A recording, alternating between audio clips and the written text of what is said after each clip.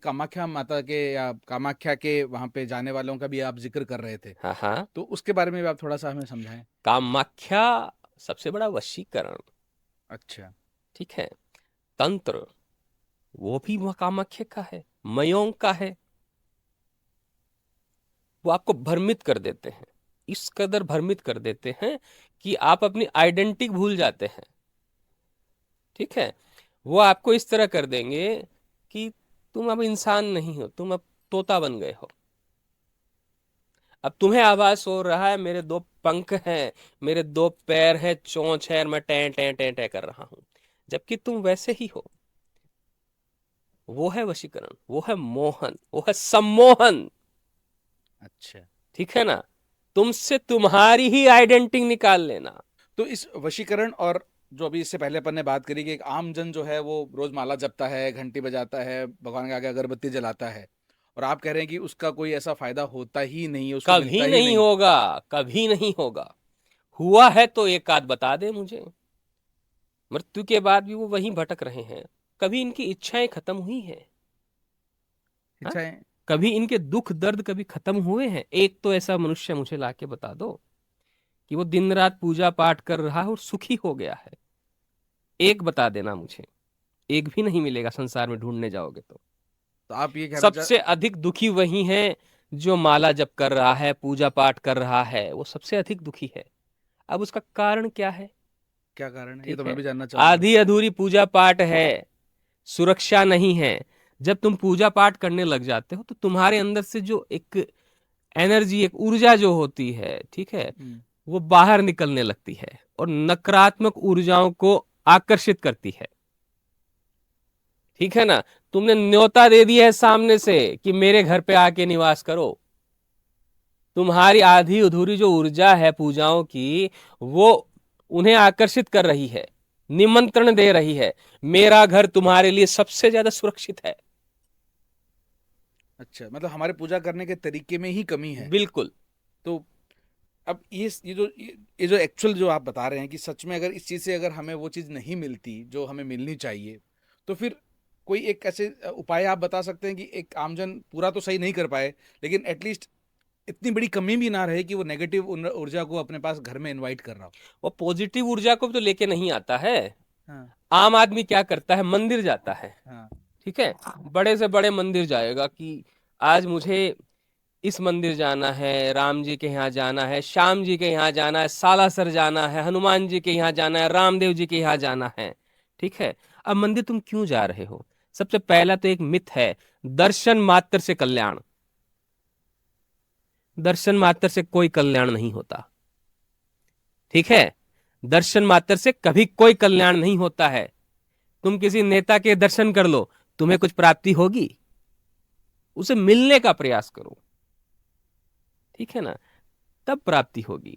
मंदिर जा रहे हो, 200 500 1000 किलोमीटर से कोई कार लेके आ रहा है, कोई बस में आ रहा है, कोई ट्रेन में आ रहा है, कोई 3 दिन की, कोई 4 दिन की यात्रा करके आ रहा है, कोई 10 10 एक एक महीने की पैदल यात्रा करके आता है, ठीक है। अब उस मंदिर में पहुंचते हैं, वो जो पंडित होता है, वहां के सुरक्षा कर्मी होते हैं, सामने मूर्ति के आया, कंधा पकड़ के चल भैया, हो गए तेरे दर्शन। हाँ, हर बड़े मंदिर में यही हाल है। यही हाल है। हम्म। तुम्हें क्या प्राप्ति हुई? तुम्हें क्या मिला? उस क्षण भर के अंदर तुम्हें ऊर्जा मिल गई? नहीं मिली। नहीं मिली।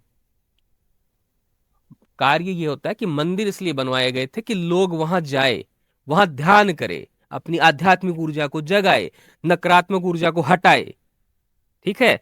वो कार्य सारे बंद हो गए। मंदिरों में लाइनें लगा दी, दान पात्र रख दिए, बैठने की कोई व्यवस्था नहीं है। 10 मिनट तुम किसी मंदिर में बैठ जाओ, ठीक है, बड़ा मंदिर होगा तो एक पुलिस प्रशासन का व्यक्ति आएगा, ठीक है, डंडा लेके तुम्हें लड़ाएगा, ए खड़ा हो यहां से। तो कहने का मतलब ये कि इन सारे मंदिरों ने एक तरह से इसका बिजनेस बना ये तो लिया है। व्यापार हो गया। मार्केटिंग कर दी, इन पे गाने व्यापार हो बनवा गया ना। दिए। अभी हाँ। तुम देखो, क्रिश्चियन धर्म लोक धर्म के प्रति समर्पित है। क्यों है?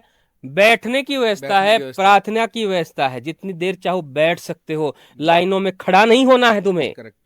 ठीक है।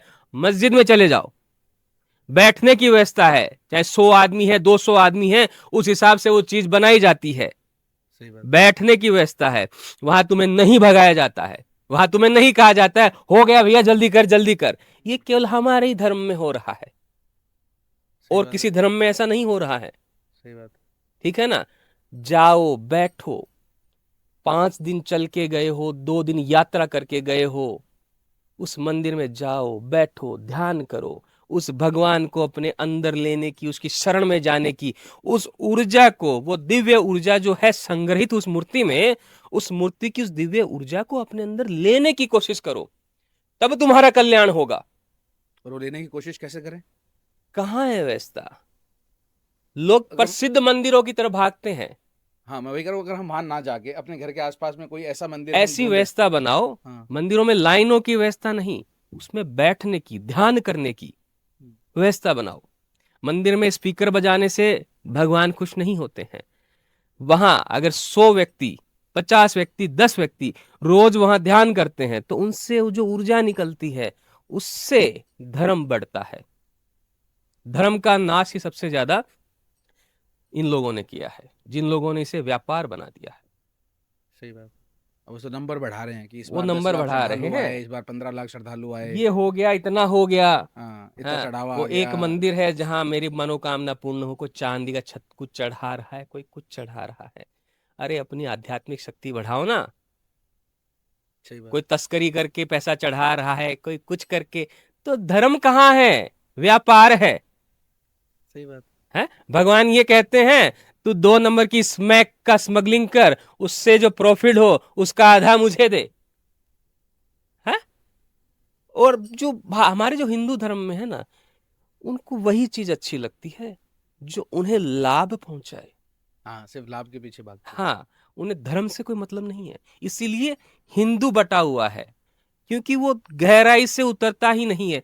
और जो उतर जाता है, जो थोड़ी बहुत दाढ़ी बढ़ा लेता है, कोई माला पहन लेता है, अरे बाबा बनेगा ये तो पूरा। पंडित बन गया, ये तो बाबा बन गया है, उसका मजाक उड़ाते हैं, हाँ। सम्मान नहीं करते हैं उसका, समान। उसका मजाक उड़ाएंगे, वो 2 दिन बाद उसको निकाल के रख देगा। ठीक है ना? हिंदू को अपने ऊपर ही शर्म आनी थी है, और क्यों आती है? क्योंकि हिंदू खुद ही उसे शर्मिंदा करता है। सही बात। तो वो धर्म कहां उन्नति करेगा? वो बटा हुआ ही रहेगा। ये बात होगी कि ना मैं कार्य करूंगा ना तुझे करने दूंगा, ना मैं धर्म की तरफ जाऊंगा, और तू जाएगा तो हम तुझे भी हास्य का कारण बना देंगे। ठीक।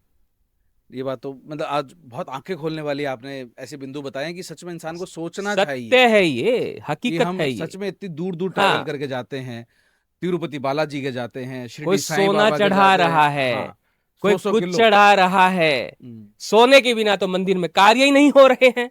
हाँ, अब तो ये बोला जाता है कि जिसमें जितना ज्यादा सोना चढ़ता है वो उतना ही अच्छा मंदिर हो गया। हाँ, तो उससे हटके हम अपनी आध्यात्मिकता पे काम करें।